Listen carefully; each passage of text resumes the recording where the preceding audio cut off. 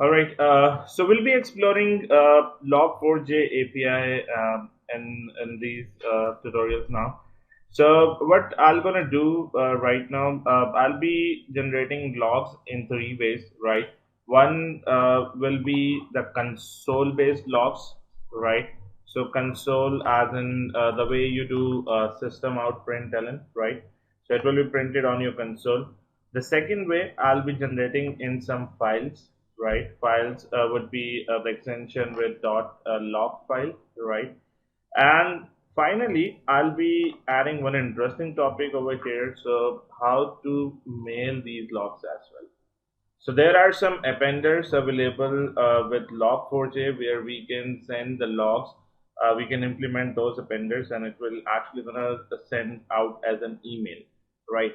So what I'm trying to say over here, let's say this is a project. If I just run this over here, so what it will gonna do, the very first thing you can see these the debug info, these are the log levels and these are being generated over here, right?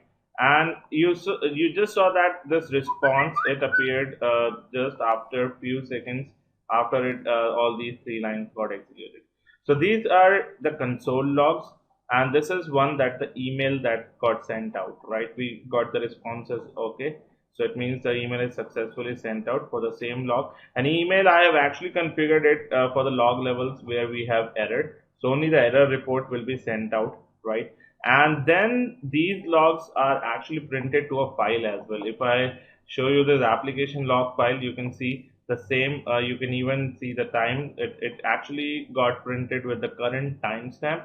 And if I now navigate to my inbox, you're gonna see over here I just got an email, and if I open this email, it says that the error in project, and the error logs are only printed over here. So if you see, these are the error logs.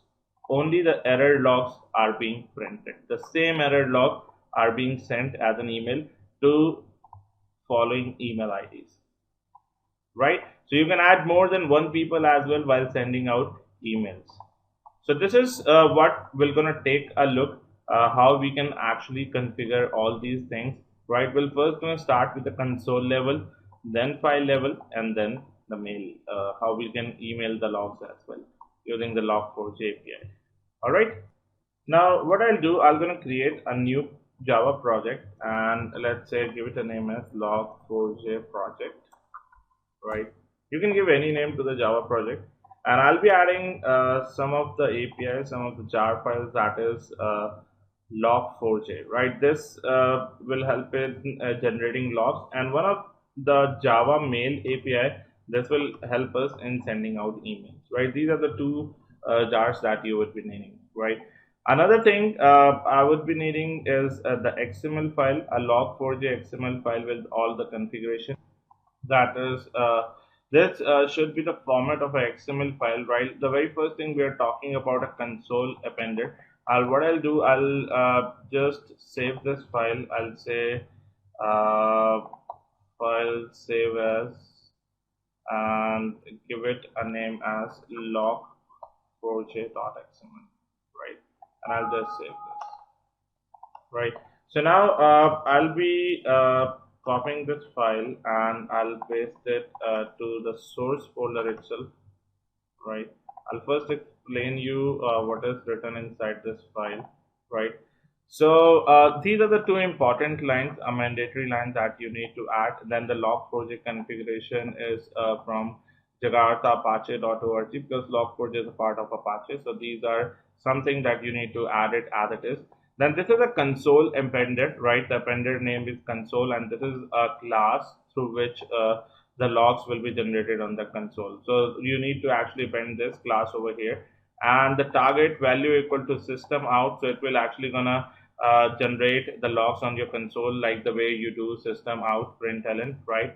And the logs layout, this is a standard layout, a pattern layout, where the conversion pattern will come something like this. This is how the logs in this pattern, this is the current timestamp, and these are other things. These are standard things that you need to follow when you are generating logs, right?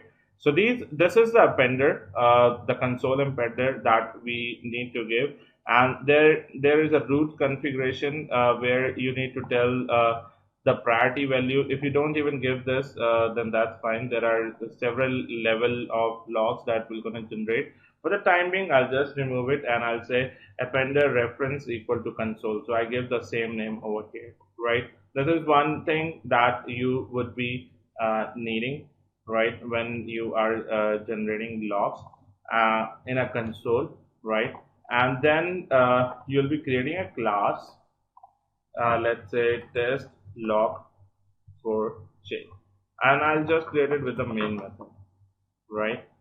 So I'll be calling the log4j over here. I'll just say static logger log equal to logger dot get logger, right? And it asks you for a class name. Now you need to make sure that when you're adding the logs, it should actually get added from Apache Log4j API only, right? And then you give this class name and say test this dot class. That's it, right? Now when you say you're now gonna get a lot of log levels. When you say log dot, you can even add the debug logs. So let's say this is a debug log, right? You can add information like info. So this is a info log, right? And then you can also add errors. So you can say error in a project, right? And when you save this, when you run it, you're gonna see that the console logs are being printed like this way, right? So this is how we can add the console logs. And I was talking about this priority value, right? So we have actually removed it. If I again bring it back, and if I say the debug is the lowest level of priority. If you say debug, then everything else will be executed over here. Any level above debug will be executed. So the lowest level in the priority is debug. If you say error, so error comes above debug and info. So if I give error over here and if I run it, then only the error logs will be executed, right? So then this depends on you if you want to define the priority over here or not. So this, what I'll do, I'll comment it out for the time being, so that if you want to try and playing around this priority, you can do that as well, right? Now let's come back over here. So now the logs are being generated over here. Now what I want to do, I want to add a new file over here, right? And give it a name as, let's say, log4j.log, right? So I'll be adding, I want to add these logs over here in a separate file. So in order to do that, I need another appender, that is a file appender. So I'll be taking the file appender from here. This is the file appender, right? Same properties. Let me merge it in the log4j section. So this is log4j, inside the log4j XML file, right? And I need to give the path of this log4j file over here, right? And I'll paste it over here like this, right? Now same thing, like we have given the console appender. This is a file appender and it comes from a class Apache log4j file appender, right? Here you need to give the path of the file where you want to generate the logs. Append equal to false means that every time the new logs will be generated, if I give it true, then it will actually gonna overwrite the logs. I'm gonna show you this thing how it works, and then the same pattern layout I'm actually using over here. So if I save this and run this again, you're gonna see the logs will not get generated. Why the logs are not generated yet? Because we need to give the appender reference over here. So the another appender reference we're gonna give is file appender now. So we have given two appenders, so the logs will be generated on the console as well as on the log file. So it has not yet generated it. Maybe I have done something wrong, or let's see. Okay, So this is the error. I actually need to give it with the backslash, like this,